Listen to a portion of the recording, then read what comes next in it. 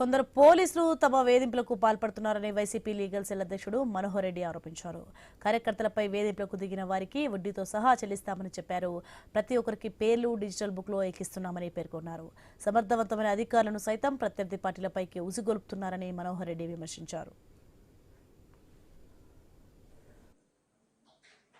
red book రాజ్యాంగాన్ని నడిపిస్తున్న తీరు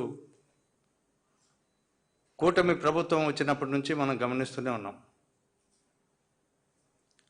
వీళ్ళు కోర్టులు, హైకోర్టు ఎన్నిసార్లు ముట్టికాయలు వేసినా,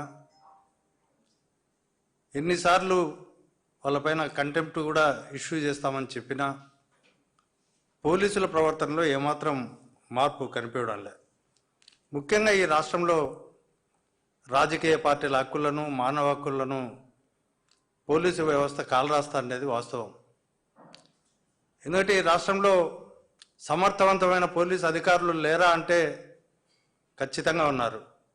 కానీ సమర్థవంతమైన పోలీసు అధికారులను ఈ రాష్ట్ర ప్రభుత్వం పొలిటికల్ గవర్నెన్స్ పేరిట కేవలం ప్రత్యర్థుల పార్టీలపైన కక్ష తీర్చుకునేదానికి, వైఎస్ఆర్ కాంగ్రెస్ పార్టీ కార్యకర్తలను భయపెట్టడానికి